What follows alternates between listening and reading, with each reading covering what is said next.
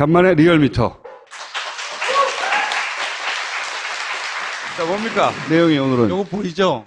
요즘 논란이 있어요. 왜 다른 데는 80%대 중반 또는 혹은 80도 후반까지 나오는데 왜 리얼미터만 앞에 7자가 붙어 있냐고. 그런 얘기가 상당히 많아요. SNS상에서. 문재인 정부의 지지율이 8자가 들어간 여론조사가 많은데 네. 왜 리얼미터는 7, 8, 7, 9 뭐 이런 식이냐. 예, 네. 왜 7자가 들어가냐. 그걸 제가 이유를 설명을 해드리겠습니다. 자, 보십시오. 상황 1입니다. 이 숫자가 누구의 숫자일까요? 박근혜 지지율이네요. 맞습니다. 최소 5%포인트에서 한 7%포인트까지 차이가 났어요. 자, 상황 2입니다. 대선입니다. 누구의 지지율일까요? 홍 지사. 네. 최소 한 3%에서 8%포인트까지 차이가 납니다. 자, 최고는 넘어옵니다. 상황 3입니다. 자, 어디의 지지율일까요? 자유한국당 지지율 같은데? 맞습니다. 최소 한 4%포인트에서 최대 한 9%포인트가 차이가 나요. S기관과 R기관, 이거는 현재의 자유한국당 지지율입니다. S기관과 R기관 같은 경우는 리얼미터하고 상당히 비슷합니다. 그리고 K기관하고 N기관 같은 경우는 한국갤럽하고 상당히 비슷해요. 자, 왜 이런 현상이 나타나느냐? 리얼미터가 조작을 하느냐, 갑자기. 그런 건 아니고요. 사회 전반의 여론이, 그러니까 전반에 아주 다수가 한쪽 흐름으로 가고 있을 때, 다는 아니겠죠. 일부 소수는 반대쪽 흐름도 있거든요.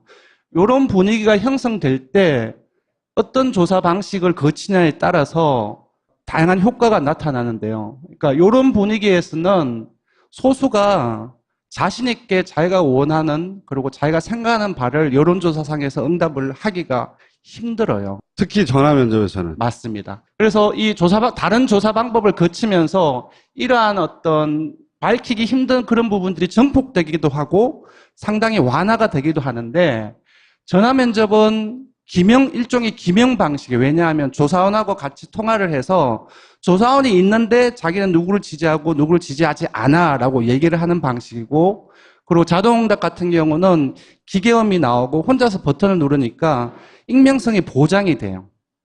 그러니까 이런 두 개를 거치면서 전화 면접 같은 경우는 기본적으로 A 계열, 그러니까 소수의 입장 같은 경우는 잘 자신의 의사 표현을 하기 힘들어요. 자유한국당을 지지한다고 말하는 게 부끄러운 사람들이 갤럽과 리얼미터 조사를 비교해보면 항상 5, 6% 정도는 있다는 거죠. 숨어있는 표인 거죠. 자유한국당은 지지의 내심. 근데 당신 자유한국당 지지합니까? 물어보면 아니요. 창피해요. 부끄럽다는 거죠. 네. 자유한국당 지지자들이 없어진 게 아니고 네. 5% 정도는 숨어있다. 네. 한 2달 전에 홍준표 후보가 몇 프로 득표했는지 아세요? 24% 득표했어요. 네. 갑자기 2달 지났다고 막 이렇게 되는 건 아니라고 생각하거든요. 그래서 이러한 현상이 각기 다른 조사 방법을 거치면서 증폭되는 경우도 있다는 그래서 거죠. 이 리얼미터의 문재인 대통령 지지율에는 지지하지 않는 자유한국당 지지자들의 수치가 더 많이 반영된, 그래서 7자가 붙는다는 거죠. 그러니까 지지를 하지 않으면은 편하게 지지하지 않는다라고 표현하는 것이 한국갤럽의 조사 방식에 비해서는 좀 편하게 얘기를 할 수 있다는 거죠. 쉽게 말씀드리면. 그러니까 리얼미터가 더 정확하다는 얘기예요. 예, 문 대통령의 지지율입니다. 오늘까지고요. 살짝 떨어지고 있기는 하지만 전체적으로 70%대 중반을 넘고 있습니다. 박근혜 대통령이라든지 전 대통령이라든지 그리고 이명박 전 대통령에 비해서 최소한 20%포인트 또는 40%포인트가 높은 상황이고요. 이번 주가 취임 10주 차입니다. 그래서 평균을 내어봤더니 78%가 나왔어요. 평균을 기준으로 해서 한번 끊어봤더니 역시 문 대통령의 핵심 지지층은 진보하고 중도이고 그리고 호남을 비롯해서 수도권 그리고 40대 이하였습니다. 진폭을 한번 보십시오. 이거는 뭐냐 하면은 최고치하고 최저치를 중간에 격차를 낸 건데요. 한번 보십시오. 진보 중도 그리고 호남 그리고 40대 전반까지는 상당히 안정되어 있습니다. 최고치하고 최저치가 10% 포인트를 해서 미만이거든요. 근데 반면 보수층 같은 경우는 이거 보십시오. 상당히 불안정해요. TK도 마찬가지입니다. 그리고 60대 이상도 마찬가지입니다. 제가 봤을 때는 기본적으로 문 대통령의 지지율이 출렁거릴 때는 물론 상황에 따라 좀 다르긴 하겠지만 이들 전통적으로 구여권 핵심 지지층들로부터 발생할 가능성이 높다라는 겁니다. 60대 이상, 그 대구 경북 보수층이 빠지면 빠지는 거예요. 전체. 나머지 층들은 사실 큰 진폭 없이 계속 유지된다. 예, 특히 연령층을 한번 보십시오. 상당히 안정되어 있습니다. 그리고 상당히 높습니다. 당분간 좀 안정적인 지지율을 많은 뭐 일들이 발생하고 있지만 안정적인 지지율로 높게 가지 않을까 그렇게 예상이 됩니다. 그다음에 이제 정당 지지율. 네, 지난번에는 그 국민의당만 봤는데요. 종합적으로 한번 볼 필요성이 있을 것 같습니다. 화요일까지고요. 지금 여기서 요거 4월 1주차는 기억하시겠어요? 4월 4일께에 전부 다 후보들이 다 확정이 됐어요. 그때부터 보면은 민주당은 아주 강세를 유지를 하고 있고요. 그리고 자유한국당 같은 경우도 올라갔다가 좀 떨어지긴 했지만 계속 완만하게 상승하는 흐름입니다. 그 반면 국민의당 같은 경우는 급정 직하를 해서 계속 떨어지고 있고, 그리고 그 제보 조작 사건과 그 이현주 의원 막말 파문 이런 부분들이 영향을 미쳐서 이번 주 같은 경우는 4%대로 다시 떨어졌거든요. 그래서 지금 나머지 정의당이라든지 바른정당 같은 경우는 크게 차이가 없습니다. 그래서 좀 여야 구도가 계속 그 대선 이후에는 유지가 되고 있고, 왜 이걸 보여드리냐 하면은 지금 이제 쟁점은 이제 보수 진영에서는 바른정당하고 자유한국당 중에서 누가 보수층을 가져갈 것인가의 쟁점인 부분이고, 그리고 국민의당이 과연 회생을 할 수 있을까, 그 부분이 쟁점이 되는데요. 지금 TK하고 60대 보수층 같은 경우는 이들을 대상으로 해서 바른정당하고 자유한국당이 싸우고 있는 상황입니다. 그리고 몇 주 전 같은 경우는 TK에서인가요? 거기에서 바른정당이 자유한국당을 앞섰다라고 한국갤럽 발표가 나왔죠. 근데 실제로 그런가를 한번 살펴봤습니다. 한번 보십시오. 이게 빨간색이 자유한국당이고 밑에 그 하늘색이 그 바른정당입니다. TK 같은 경우는 리얼미터 자료로는 그렇지 않습니다. 조금씩 벌어지고 있어요. 60대도 마찬가지입니다. 자유한국당 같은 경우 완만하게 상승하고 있고 별 차이가 없어요. 바른정당 같은 경우. 보수층도 마찬가지입니다. 보수층도 자유한국당 같은 경우 완만하게 상승을 하고 있고 바른정당은 진폭이 조금 있긴 하지만 거의 차이가 없습니다. 그래서 이해운 신임 당대표가 된 이후에 좀 활기차게 여러 가지 뭐 발언도 하면서 보수 진영을 바른정 쪽으로 결집시키는 노력을 하고 있지만 데이터를 보면은 크게 효과가 없고 오히려 자유한국당 쪽이 보수층이라든지 핵심 구여권 지지층이 좀 결집을 하고 있는 상황이라는 거. 탄핵이라고 하는 국면에서도 15%는 그런 사람이 존재했거든요. 네. 그런 지지자들이. 그런 지지자들을 버릴 수가 없는 거예요. 네. 여기서는. 네. 그 지지자들을 일단 먹고 가야 되는 거예요. 네. 그게 사실은 바른정당이 노릴 수 있는 지점이기도 해요. 왜냐하면 그 사람들하고 나머지하고는 접점이 없거든요. 네. 박근혜 대통령을 어떻게 지금까지 아직도 지지할 수가 있어 하는 사람들이 적어도 70% 이상 된단 말이죠. 아무리 못해도. 거기로 자유한국당이 못 넘어오는 거예요. 그렇게 그걸 강화하면 할수록. 근데 그걸 버릴 수가 없는 거야. 그걸 버려야 제조 베이스에 새로 쓸 수가 있는데 딱 묶이는 거죠, 딱. 네. 그래서 저는 자유한국당이 점점 더 지지세가 강해진다는 건 그 사람들한테서 점점 더 네. 강하게 내가 여전히 박근혜를 버리지 않았다라는 메시지를 그 사람들한테 주고 있는 네. 덕분이라고 생각하거든요. 우리는 이해 안 가지만 그 사람들을 버리지 못하는 거야, 지금. 그래서 저는 자유한국당도 그렇지만 바른정당에 좀 주목을 하고 싶어요. 그러니까 보수를 버리기 힘들잖아요. 근데 지금의 보수는 예전의 보수하고 달라요. 왜냐하면 스스로가 예전에는 보수층이라고 인식을 하고 있다가 여러 국정농단의 과정을 거치면서 스스로가 나는 보수층이 아니야라고 다 빠져나간 사람들 제외하고 나머지 보수층만 남아있는 거거든요. 근데 그 보수층은 훨씬 더 보수성이 강하다고 볼 수 있습니다.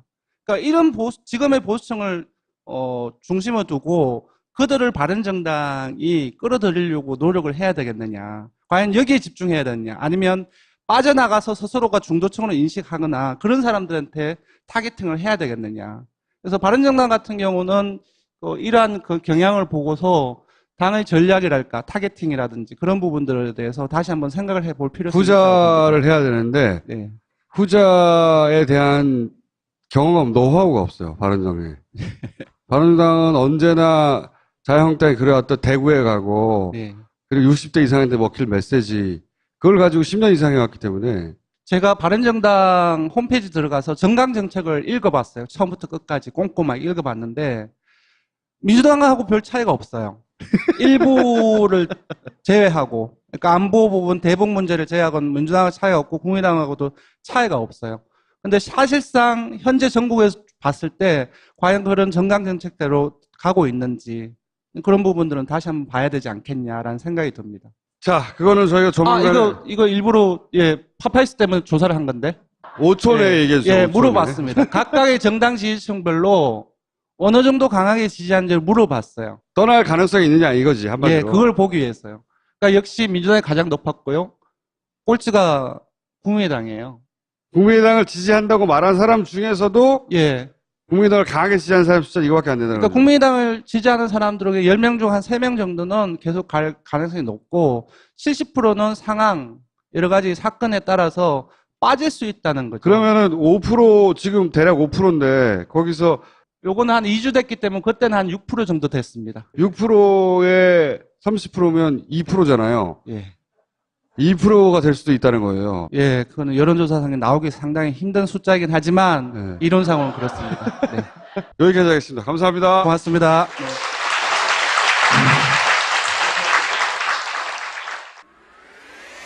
파파이스 시청자 여러분 안녕하십니까? 실내교육, 한겨레 교육이 파파이스 시청자 여러분들의 자녀들을 위해서 여름방학 캠프를 마련했다고 합니다. 첫 번째 캠프는요, 자기주도 학습 캠프 셀공입니다. 4박 5일 동안 다양한 프로그램을 통해서 즐겁게 공부할 수 있는 길을 제시해준다고 합니다. 두 번째 캠프는 청소년 학생 기자 캠프인데요. 언론인을 꿈꾸는 학생들에게 언론인으로서의 꿈을 키울 수 있는 캠프입니다. www.haneducamp.co.kr 또는 포털에서 한겨레 캠프를 검색하시면 됩니다. 캠프 상담하실 때 파파이스 시청자라고 말씀하시면 상담이 5만 원이 할인된다고 합니다. 많이 참여해주세요. 학생들이 행복하고 좋아할 겁니다. 고맙습니다. 본격 직장인 드라마 공생. 아이고 오과장, 바이오한테 화한 왜 안 보낸 거야? 10만 원이 넘을 텐데 지출 내역이 없잖아. 보냈습니다. 착한 콜 화하는 69,000원이라서요. 에? 착한 콜? 1800-9222 정직한 가격에 착한 콜 꽃배달 서비스. 거기다 구매 금액의 5%는 어려운 이웃에게 기부됩니다. 딴지마켓의 검증으로 안심할 수 있는 1800-9222 착한 콜. 대리운전은 1800-9998 퀵서비스는 1800-9668 간만에 리얼미터. 자, 뭡니까? 내용이 오늘은. 요거 보이죠?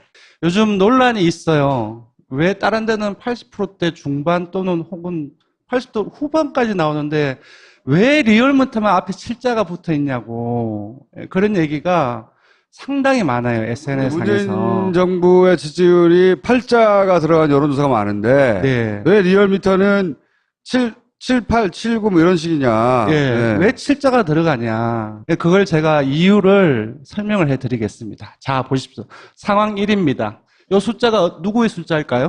박근혜 지지율이네요. 맞습니다. 최소 5%포인트에서 한 7%포인트까지 차이가 났어요. 자, 상황 2입니다. 대선입니다. 누구의 지지율일까요? 홍지사. 예.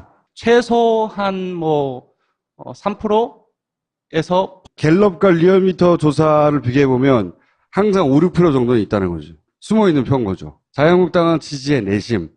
근데 당신 자유한국당 지지합니까? 물어보면 아니요. 창피해요. 부끄럽다는 거죠. 네, 자유한국당 지지자들이 없어진 게 아니고 네. 5% 정도는 숨어 있다. 예, 한 네. 2달 전에 홍준표 후보가 몇 프로 득표했는지 아세요? 24% 득표했어요. 갑자기 2달 지났다고 막 이렇게 되는 건 아니라고 생각하거든요. 그래서 이러한 현상이 각기 다른 조사 방법을 거치면서 오케이. 증폭되는 경우도 있다는 거죠. 그래서 이 리얼미터의 문재인 대통령 지지율에는 지지하지 않는 자유한국당 지지자들의 수치가 더 많이 반영된, 그래서 7자가 붙는다는 거죠. 그러니까 네. 지지를 하지 않으면은 편하게 지지하지 않는다라고 표현하는 것이 한국갤럽의 조사 방식에 비해서는 좀 편하게 얘기를 할 수 있다는 거죠. 쉽게 오케이. 말씀드리면. 그러니까 리얼미터가 더 정확하다는 얘기예요. 한마디로. 예, 문 대통령의 지지율입니다. 오늘까지고요. 살짝 떨어지고 있기는 하지만 전체적으로 70%대 중반을 넘고 있습니다. 그 박근혜 대통령이라든지 전 대통령이라든지 그리고 이명박 전 대통령에 비해서 최소한 20%포인트 또는 40%포인트가 높은 상황이고요. 이번 주가 취임 10주 차입니다. 그래서 평균을 내어봤더니 78%가 나왔어요. 그래서 평균을 기준으로 해서 한번 끊어봤더니 역시 문 대통령의 핵심 지지층은 진보하고 중도이고 그리고 호남을 비롯해서 수도권 그리고 40대 이하였습니다. 진 8%포인트까지 차이가 납니다. 자, 최고는 넘어옵니다. 상황 3입니다. 자, 어디에 지지율일까요? 자유한국당 지지율 같은데? 맞습니다. 최소한 4%포인트에서 최대한 9%포인트가 차이가 나요. S기관과 R기관, 이거는 현재의 자유한국당 지지율입니다. S기관과 R기관 같은 경우는 리얼미터하고 상당히 비슷합니다. 그리고 K기관하고 N기관 같은 경우는 한국갤럽하고 상당히 비슷해요. 자, 왜 이런 현상이 나타나느냐? 리얼미터가 조작을 하느냐, 갑자기. 그런 건 아니고요. 사회 전반의 여론이, 그러니까 전반에 아주 다수가 한쪽 흐름으로 가고 있을 때, 다는 아니겠죠. 일부 소수는 반대쪽 흐름도 있거든요. 이런 분위기가 형성될 때 어떤 조사 방식을 거치냐에 따라서 다양한 효과가 나타나는데요. 그러니까 이런 분위기에서는 소수가 자신 있게 자기가 원하는 그리고 자기가 생각하는 바를 여론조사상에서 응답을 하기가 힘들어요. 특히 전화 면접에서는. 맞습니다. 그래서 이 다른 조사 방법을 거치면서 이러한 어떤 밝히기 힘든 그런 부분들이 증폭되기도 하고 상당히 완화가 되기도 하는데 전화 면접은 일종의 기명 방식이에요. 왜냐하면 조사원하고 같이 통화를 해서 조사원이 있는데 자기는 누구를 지지하고 누구를 지지하지 않아 라고 얘기를 하는 방식이고 그리고 자동응답 같은 경우는 기계음이 나오고 혼자서 버튼을 누르니까 익명성이 보장이 돼요. 그러니까 이런 두 개를 거치면서 전화 면접 같은 경우는 기본적으로 A 계열, 그러니까 소수의 입장 같은 경우는 잘 자신의 의사 표현을 하기 힘들어요. 자유한국당을 지지한다고 말하는 게 부끄러운 사람들이